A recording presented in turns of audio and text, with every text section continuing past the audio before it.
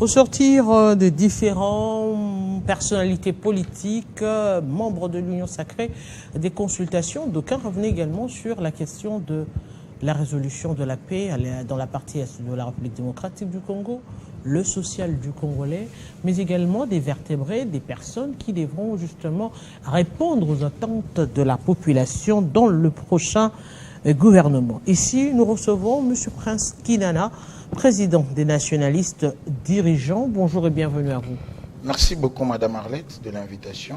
Nous saluons tous les Congolais des parlements, principalement ceux qui sont sous occupation rwandaise, bien sûr, dans Goma, Bukavu, Mangabo, Rutshuru, et tout en félicitant les FARDC, mais aussi les compatriotes résistants que nous appelons les Wazalendo, et qui se sont appropriés l'article 63 de la Constitution qui sacralise la défense de cette République. Parce qu'il faudrait que les Congolais comprennent qu'aujourd'hui, c'est le pays qui est en danger. À péril la demeure, nous devons tous nous unir. C'est l'unité et la cohésion, comme l'avait dit le président de la République, Félix Antoine Tshisekedi, qui peuvent nous sortir de cette situation qui perdure il y a d'ici là 30 ans.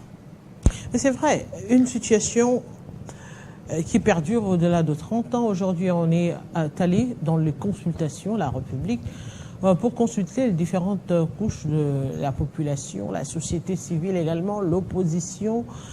Et au finish, on se dit, quel est le critère aujourd'hui pour avoir les membres du gouvernement au-delà de tout? Parce qu'on a dit, le chef de l'État l'a dit au début, qu'on ne tiendra pas compte du poids politique, mais plutôt du profil adéquat pour résoudre les problèmes que traverse actuellement la République démocratique du Congo.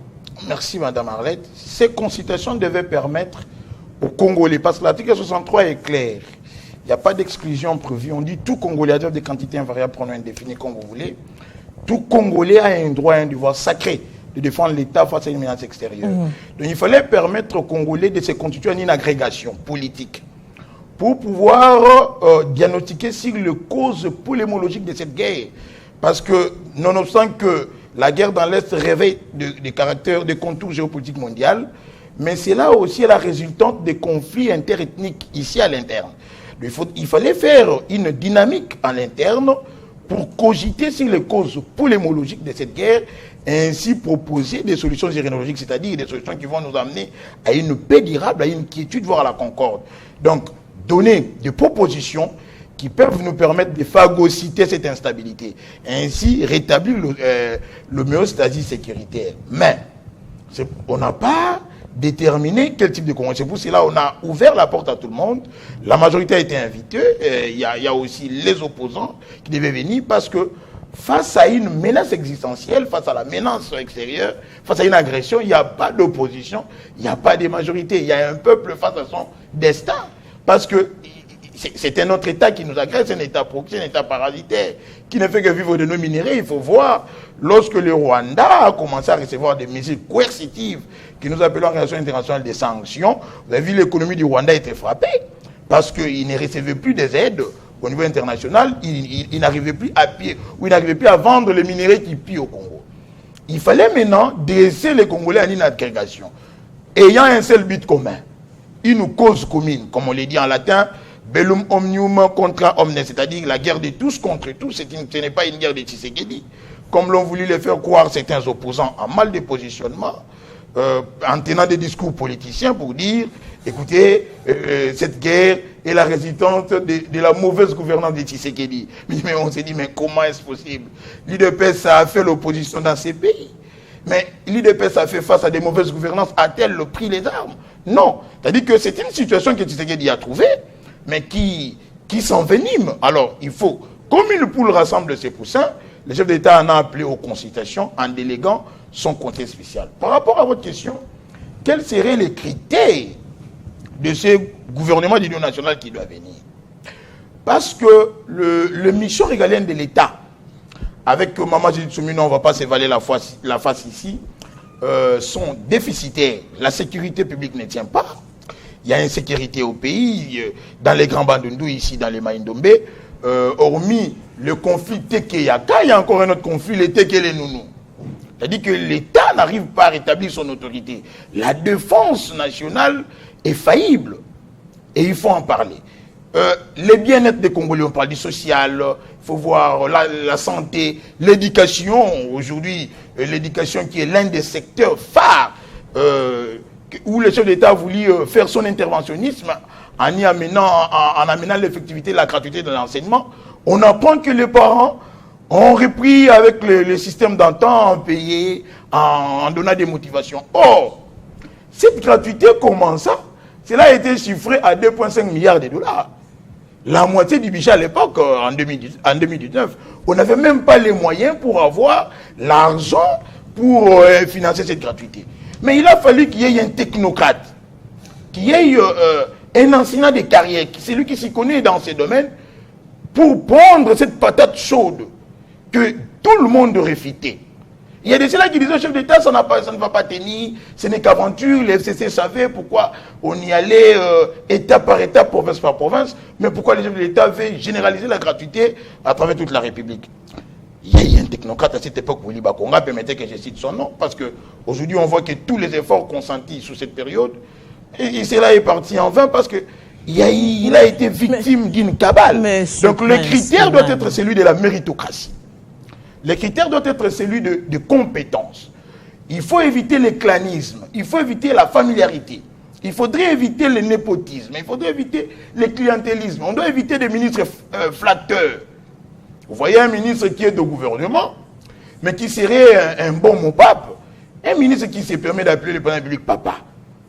On n'a pas besoin de ce type de ministre, c'est-à-dire que on a besoin d'un gouvernement de guerre, un gouvernement de combat. Monsieur Prince, cela ne revient-il pas au chef du gouvernement de déterminer le profil et même de dresser la ligne de conduite? Parce que, disons-le, actuellement, on sent que au niveau du gouvernement, la chef du gouvernement est débordée. Chaque ministre fait ce qu'il veut, comme il entend. On sent que chacun vient avec je dirais, une portion de pouvoir qu'il voudrait quand même dire « Moi, je connais le président de la République. Moi, j'ai été choisi par le président de la République. Moi, je résiste parce que le président de la République le veut. » Un peu outrepassé, je dirais, le chef du gouvernement qui, en principe, devrait fédérer tous ces membres du gouvernement derrière elle, actuellement, puisqu'il s'agit d'une dame. C'est un problème de coordination. D'ailleurs, on s'est dit, l'article 91 est clair. Le gouvernement définit en concertation avec le président de la République la politique de la nation, la gestion de la chose commune. Le gouvernement en assume les responsabilités. Mais si vous allez au niveau de l'article 93, on dit chaque ministre est responsable dans son secteur, il doit statuer par voie d'arrêté les politiques publiques permettant d'amener des solutions au problème des Congolais. Pendant ce second quinquennat, le chef de l'État a posé 6 questions à Maman Soumena, c'est-à-dire qu'on a résumé en problématique ou en pilier. Il y avait la question de la diversification de l'économie. C'est-à-dire que avant de prendre quelqu'un à mettre comme ministre de l'économie, vous devez comprendre que ce monsieur répond aux critères. Il va nous permettre, pas d'une manière théorique, le praxis, il va nous permettre de diversifier l'économie. Une économie qui ne dépendrait pas seulement de minéraux, qu'on puisse avoir des bateaux de pêche, qu'on puisse avoir la revanche tant attendue du sol sur les sous-sols. On peut aller même dans le secteur de la communication. On s'est dit, nous sommes agressés, nous sommes en guerre. La Première ministre doit déterminer une ligne communicationnelle du gouvernement.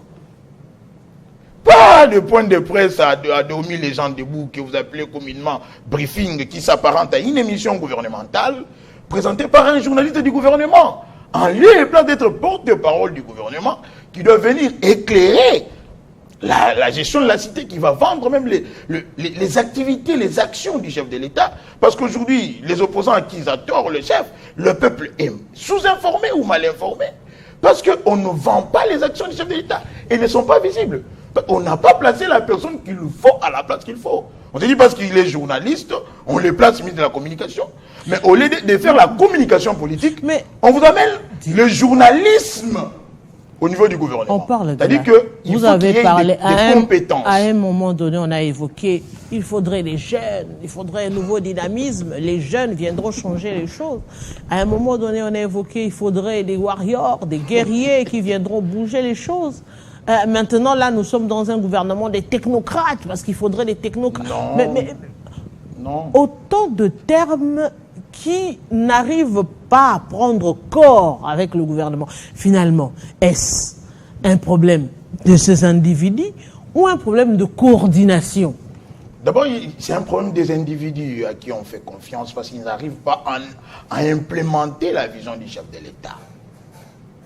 Vous savez, on a tant vécu dans ces pays. Moi, je suis de l'Union sacrée. L'on peut constater que dans le gouvernement souminois, si je vous disais qu'il y a des ministres menteurs, vous n'allez pas me réfuter ici. On nous a promis des bateaux de pêche, je ne sais pas si vous êtes au courant. On a même donné des noms à ces bateaux. Mais où sont ces bateaux? Doit-on toujours attendre que l'on exporte des poissons ou des chinchards en Namibie pendant que nous avons les lacs les plus poissonnés d'Afrique? Mais non. C'est-à-dire que c'est un problème d'amour d'individu. Jeunes ou pas, mais il faut qu'il y ait des gens qui soient compétents. Des gens qui excellent. Pas des personnes flatteuses. Non. Non. C'est-à-dire que les critères doivent être celui de l'intelligence. Mais c'est comme ça que dans la Grèce antique, lorsqu'on passait en République, on cherchait ce qu'on appelait les cursus sonorum. Il faut qu'on sache d'où vient la personne. Non, c'est pas parce qu'on a été porte-mallette d'une personnalité publique dans ces pays, on ouvrait la portière de la voiture de cette personne, on vous place ministre. Non. Mais justement, attendez. Le vrai problème, c'est lorsqu'on arrive à vous demander aux partis politiques de donner, de faire des propositions. Le mal vient de là. Dans le choix et les critériums, vous proposez des personnes qui, même quand on prend X, on le remplace par Y, c'est blanc, bonnet, bonnet blanc. Pas nécessairement. Mais, exactement, parce que au finish, le gouvernement il ne choisit que, ne trie que sur les propositions faites. En termes de quotas des partis politiques. En termes de quotas des partis politiques. Vous n'avez pas Mais tort. aujourd'hui, puisque vous avez, le chef de l'État l'a dit, on ne tiendra pas compte du poids politique. On tiendra compte de quoi maintenant à la place?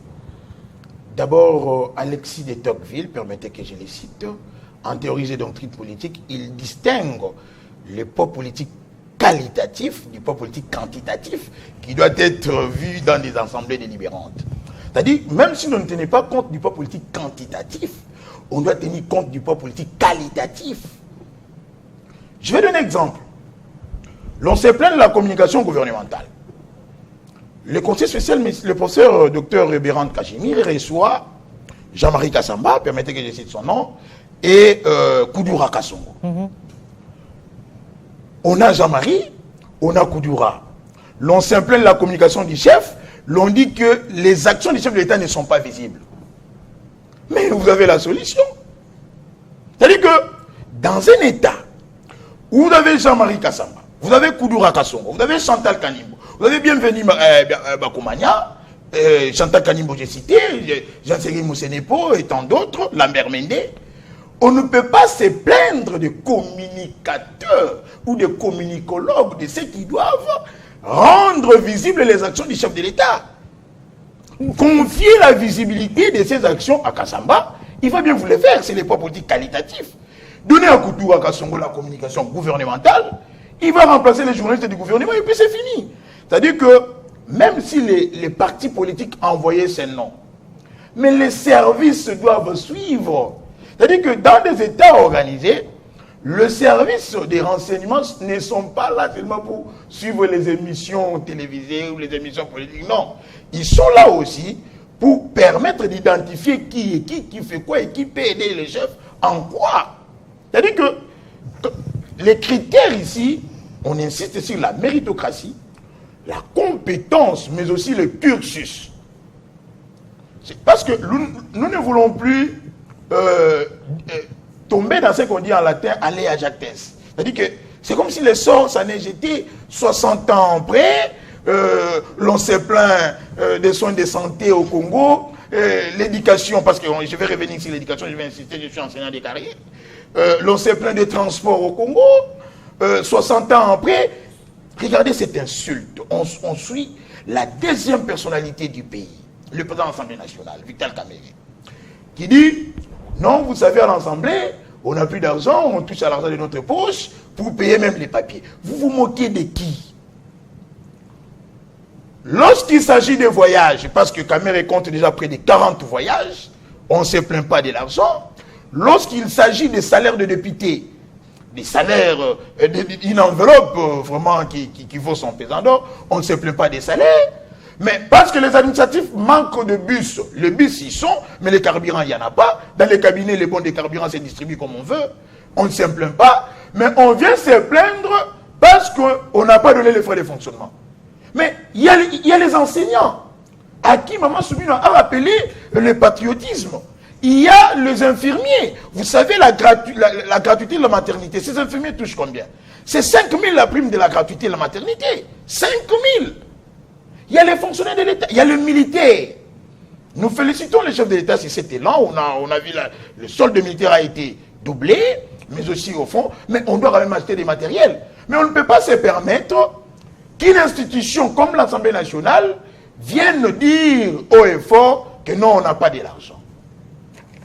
Si vous gérez mal le budget qu'on vous donne, donc on doit continuer en des dépassements budgétaires et autres. Non. Parlons, que je revienne sur l'éducation. Vous avez conclu d'ailleurs, oui. Je vais parler de l'éducation nationale. C'est l'avenir du pays. Au moins, le chef de l'État devrait faire du ministère de l'EPST un ministère régalien qui soit même dans son quota, comme ça.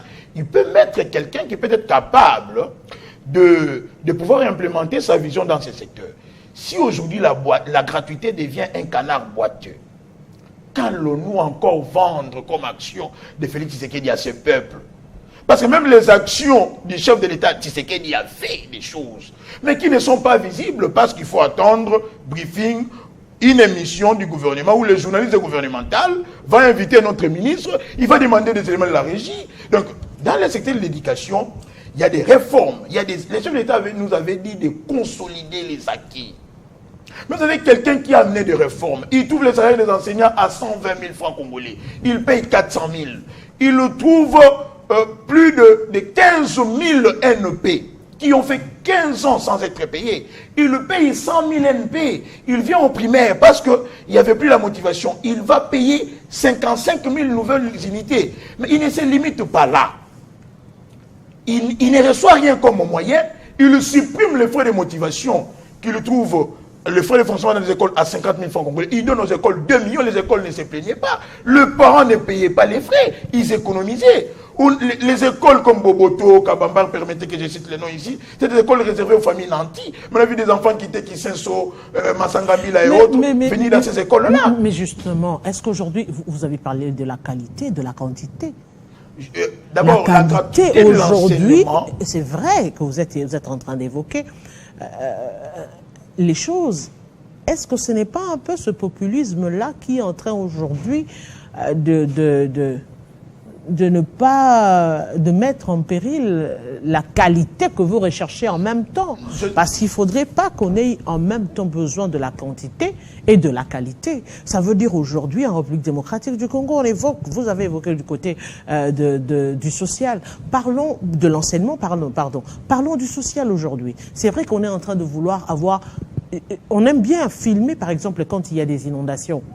On ne peut pas vouloir en même temps qu'il n'y ait pas des inondations, mais en même temps, on ne sait pas gérer les déchets. Les déchets plastiques aujourd'hui qui représentent une véritable menace. Aujourd'hui, disons-le, on est en train de parler, oui, on demande aux Congolais le civisme, mais ce civisme-là, disons-le, tous ces déchets plastiques, on va les placer où? Voilà.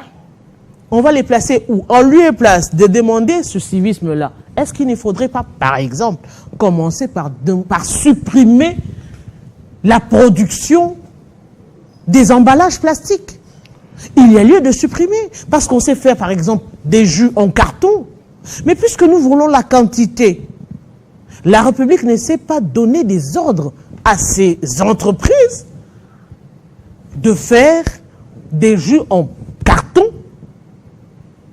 Et on nous produit des jus de mauvaise qualité qu'on préfère mettre dans les emballages plastiques que la population consomme, et vous voulez demander à cette population-là de chercher, trouver où va jeter ces déchets. La conséquence, c'est quoi? La conséquence, c'est le finish. Les lits des rivières sont inondés. Et il y a des inondations.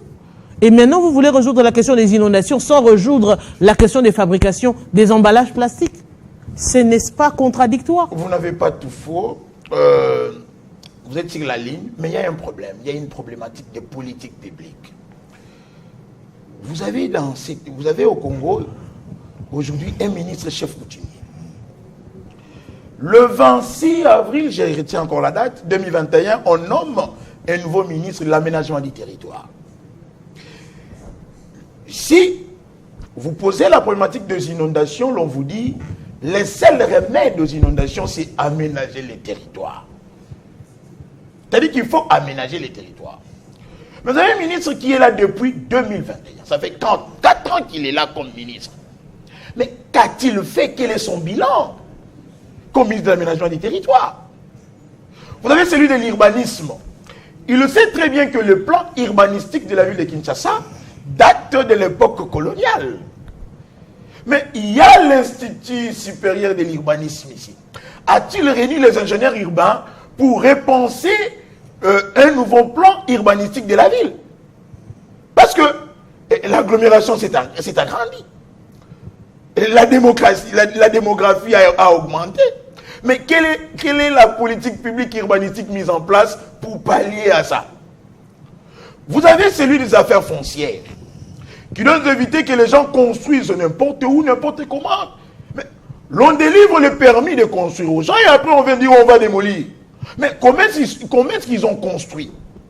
Parce que c'est de ça aussi qu'il s'agit. Bon, à l'incivisme, il n'y a qu'un seul remède, c'est la sanction.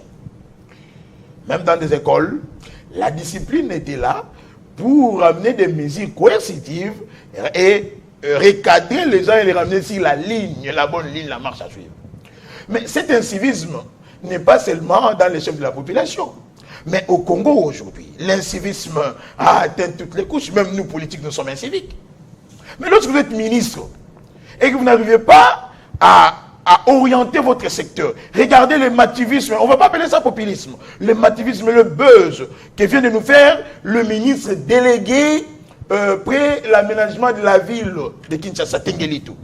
Il s'habille en imperméable, il va entrer dans des caniveaux, il appelle les gens, non, photographiez-moi, je vais les montrer au président de la République pendant le conseil des ministres qui s'apparente aujourd'hui à une réunion gouvernementale, à une réunion familiale. Le conseil des ministres ne produit plus rien, parce que c'est l'organe décisionnel du gouvernement. Mais en vous entendre, apparemment, c'est tous les ministres qui n'ont rien produit.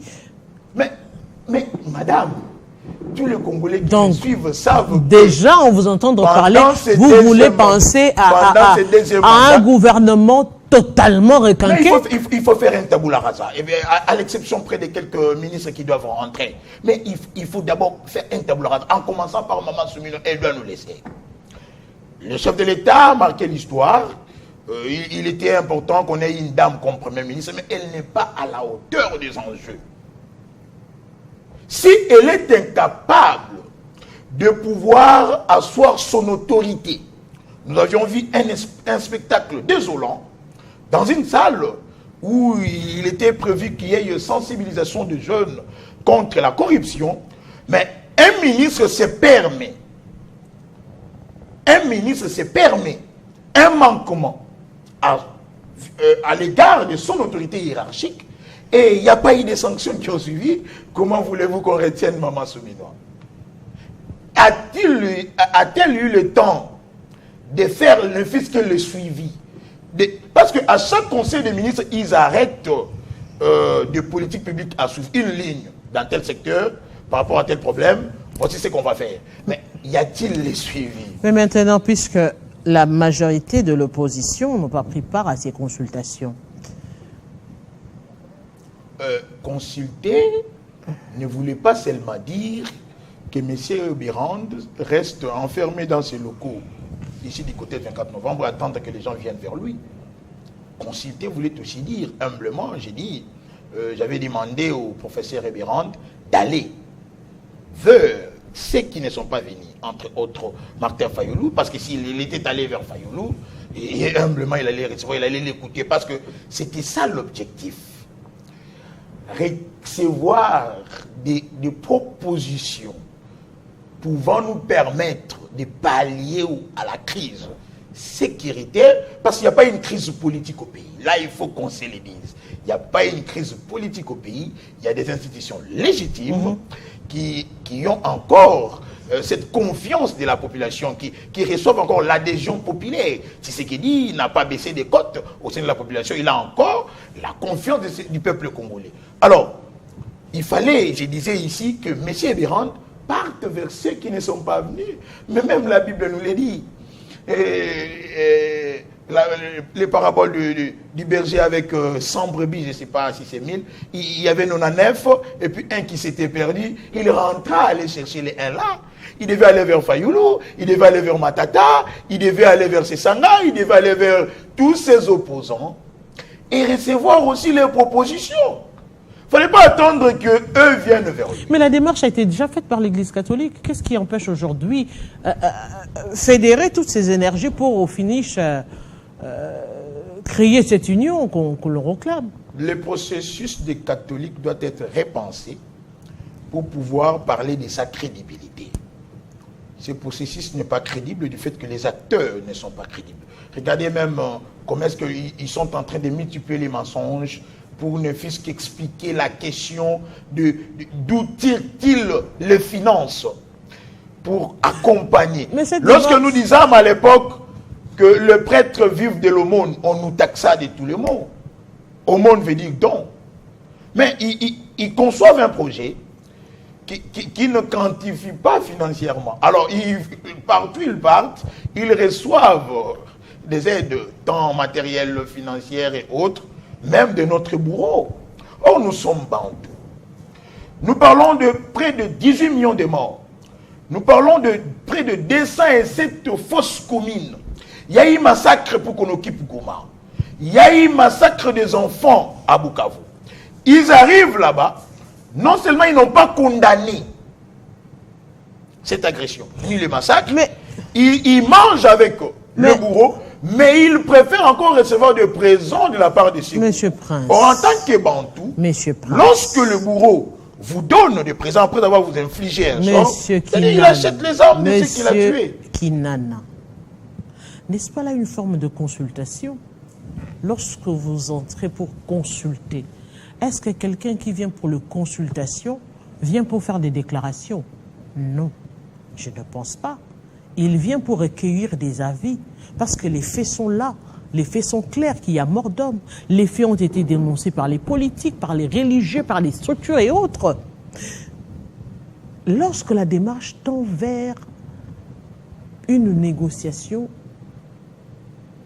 est-ce qu'il faille aujourd'hui revenir sur cela? Parce que ce que vous recherchez aujourd'hui avec les consultations, c'est que vous avez plutôt recherché avec les consultations au niveau de l'Union sacrée, avec le Conseil spécial du chef de l'État, c'était ramener tous ces opposants à venir dialoguer, à venir discuter. Alors que ce que vous recherchez a déjà été fait par d'autres personnes. Est-ce qu'on n'est pas en politique, il faudrait arriver à se dépasser et à faire des concessions tant que l'on veut avoir des résultats, et surtout en cette matière qui est une matière qui concerne par exemple la question du gouvernement. Ce sont deux démarches diamétralement opposées. Et je vais vous dire d'abord aussi que le plan politique, les consultations devaient aussi permettre à ce qu'on réponde à des questions comme lorsque les opposants vous disent nous avons un gouvernement déficitaire en termes de talents, ils n'ont pas faux. Nous avons un gouvernement tribaliste, nous avons un gouvernement clanique, népotique, nous avons un gouvernement des incompétents, c'est les mots que je cherchais. Alors il fallait fédérer les intelligences. C'est-à-dire que politiquement, on devait tendre le main. Venez alors. Fayoulou, vous avez fait l'économie, vous pensez mieux faire que notre fiscaliste ici. Ok, merci, vous pouvez. Mouzito, que pensez-vous sur cette question, Matata, et telle et autre? Mais la démarche des prêtres, d'ailleurs, l'un d'eux nous a fait entendre dire que c'était une démarche d'après Tshisekedi. Parce qu'il faut qu'on se le dise, que l'église n'est plus au milieu du village, parce que le village s'est agrandi. Les prêtres se sont choisis un camp. Et là, nous nous retrouvons en position que les prêtres ont toujours été du côté de l'opposition. Une opposition qui est incapable, parce qu'aujourd'hui, le peuple congolais est non mobilisable. Le discours politique ne passe plus. Alors, l'église a voulu prêter main forte à cette opposition. Des discours comme il y aura un garçon courageux qui viendra pour libérer la population, des discours xénophobiques tenus ici. Alors, ce sont les mêmes personnes qui viennent dire nous avons une solution à cette démarche. Laquelle? Résoudre une question qui perdue il y a de cela 30 ans. Ils disent d'abord non, cohésion, vérité, réconciliation nationale. C'est-à-dire entre nous. Et après, non, au niveau des Grands Lacs. Mais c'est lui dont on se retrouve. Ils voient le secrétaire général des Nations Unies, Guterres, ils vont aller voir Macron, ils vont aller chercher encore il y a des lobbies. Alors, ils devraient revenir nous expliquer la démarche. J'ai suivi hier, ils étaient récits ici, je suis à Télé 50 par Jean-Marie Kassamba. Cholet, colérique, il est descendu très bas, tout en injuriant certains Congolais. Nous lui demanderons des excuses après. Il a été très colérique, vidé, il n'arrivait même pas à pouvoir expliquer clairement en quoi consistait les démarches. Donc, il nous faut ici qu'ils nous disent en toute vérité qu'est-ce qu'ils attendent, parce que nous savons ce que nous cherchons. Le chef de l'État, sur le plan diplomatique, a engagé des efforts. Nous avons récolté ce qu'il y a eu comme résultat et nous devons les consolider. Avec Faure Gnassingbé, il a 3 défis à relever. Le défi de la restauration de confiance entre Kinshasa et Kigali, mais aussi voir comment faire une feuille de route cohérente pour éviter qu'il n'y ait pas chevauchement entre le processus de Luanda, dialogue entre État et État, mais aussi celui de Nairobi, dialogue entre État et groupes armés. Vu que Doha a capoté, parce qu'on ne pouvait pas accepter qu'eux exigent du chef de l'État une déclaration solennelle pendant que Kinshasa n'a jamais réfuté les dialogues. Ils nous ont encore demandé qu'on abroge l'héritage Mbosso, la résolution du 18 novembre 2022, qui interdisait au gouvernement tout brassage de mixage au sein de l'armée. Nous ne pouvons pas nous permettre de supprimer cette résolution parce que si nous le faisons aujourd'hui, nous aurons nous-mêmes légitimé l'occupation et nous aurions toujours une armée multinationale. C'est-à-dire qu'on va encore déporter des Rwandais dans notre armée, ce qui fragilisait non seulement l'intégrité territoriale, mais aussi l'intégrité de l'armée. L'armée doit être réservée aux seuls nobles congolais qui doivent suivre le parcours, être recrutés et formés. Est-ce qu'il n'y a que l'armée? Parce qu'apparemment, l'on se focalise plus que sur l'armée, alors qu'il y a aussi d'autres secteurs qui ne doivent impérativement demeurer l'exclusivité des Congolais. Bien sûr, c'est un pays des Congolais. C'est comme ça qu'on se bat pour que nous puissions conserver cette souveraineté, parce que le Rwanda ne nous mène pas seulement une guerre de minerais, mais aussi une guerre de déportation de peuples. Quand on tue les Moamis dans les Kivu, c'est-à-dire que ce sont des chefs d'État, on veut faire disparaître les traces. C'est la généalogie de tout un peuple qu'on est en train de supprimer. Celui qui dirige Goma aujourd'hui, c'est un Rwandais de souche. J'ai vu la diaspora rwandaise s'inviter et dire non, venez, on a déjà pris les Kivu, c'est pour nous. Le pasteur au Rwanda, presque le Massissi appartient au Rwanda. Mais les pasteurs congolais vont aller s'agenouiller devant Kagame. C'est insultant comme démarche. Monsieur Kinana, nous nous contentons de toutes les démarches que le gouvernement est en train de mener, parce que ce sont ceux qui sont appelés à engager l'État, à gérer la République. Nous demandons au chef de l'État, le pays étant un bien commun, nous ne voulons plus de ministre chef coutumier. Non, on ne fait pas de ministre chef coutumier. S'il y a des ministres qui se considèrent être fils à Félix Tshisekedi, président du chef de l'État, il n'aura rejoindre les cabinets est un fait privé. Parce qu'ils se disent être grand frère à Antonio ou à Christiana Tshisekedi, que je salue, qui rejoignent les cabinets qui laissent le gouvernement. Nous demandons à ce qu'il y ait de la compétence, de la technocratie pour qu'on apporte des solutions tant soit peu dans ces pays. Merci beaucoup, Prince Kinana. Je rappelle aux téléspectateurs que vous êtes président des nationalistes divergents. Vivement le gouvernement d'union nationale de la République démocratique du Congo, qui est d'ailleurs très attendu au regard de la situation qui prévaut dans la partie est de la République démocratique du Congo. Mesdames, Messieurs, c'en est fini de Kinshasa direct. Vous l'avez compris, notre troisième invité ne s'est pas présenté. Dans quelques instants, c'est la grande édition du journal avec Grâce Salam Boshako Ngaloulaï. Nous, on se retrouve très prochainement avec le même plaisir.